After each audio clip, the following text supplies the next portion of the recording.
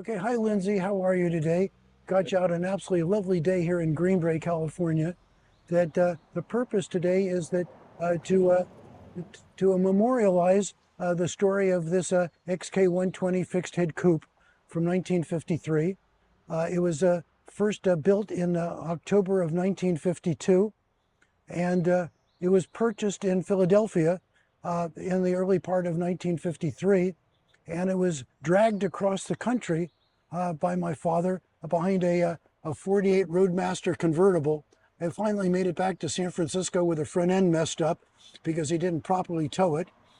And when I went to college, I took it with me to Tucson, had it for a year, and then my dad wanted it back, but he swapped me for a 1963 3.8 Mark II sedan with chrome wire wheels, 4-speed overdrive, which was just absolutely a delight.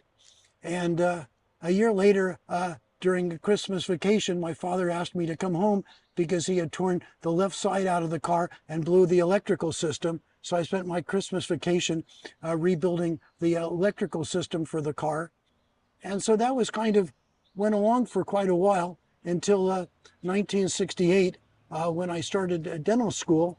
I had nothing better to do, so I started refurbishing the car, and I did most of the work myself. It was interesting taking the several different layers of paint off the car that had accumulated over the years from my father's disrespect for it. And then in 1980, I finished the restoration and I showed it at Palo Alto, and I was very happy. I came in third in class in the Jaguar Associate Group.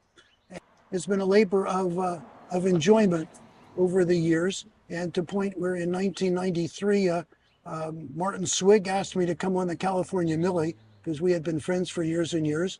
And since then, the car has been driven on a very regular basis on many different 1,000-mile tours. And it was very nice to be asked to share the car with you. In the early 60s, my father was driving the car up 101 here in California and did not understand what zero oil pressure meant.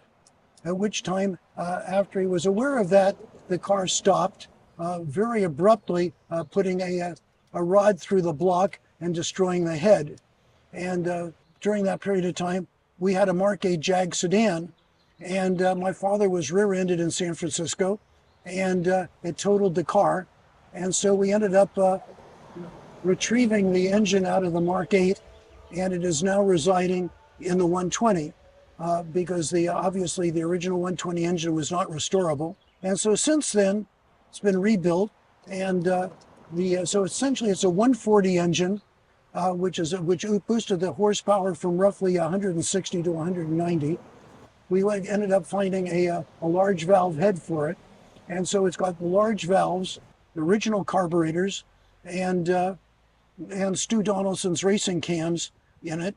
And at the end, we added a JT5 transmission, although I've got the original Moss box and the box over very carefully stashed away. And since then, that's essentially what it is. 50 years ago, I redid the woodwork. In 50 years, it's never had a crack. It's absolutely terrific. Okay, so the things that we've added to it, an alloy radiator, and a Revotech fan, which we just put in it because in hot weather like this, it just doesn't idle very well. There's not enough air that goes through the regular radiator to do anything, so that's helped a lot. And I was able to get original 7-inch Lucas driving lights for it to add a little of European rally look to it. It's just been an absolutely terrific car to drive, and an awful lot of fun. Of course, the interesting thing about the XK 120 fixed head coupe, it's the only car ever to win Pebble Beach more than once. It won in 52 and in 54, and it's the only car ever to win more than once in Pebble Beach. So that's one of the great histories about it. But the 120 changed, 120 and the MGB and MGTC changed the way Americans looked at sports cars. And so it changed the way people looked at things. And then we got sports car racing in the United States, in Willow Glen and other places, and it caught on. But the Jaguar changed the styling look of being a smooth, efficient, a very minimal look to it, which gave it that the grace pace look that Jaguar is known for.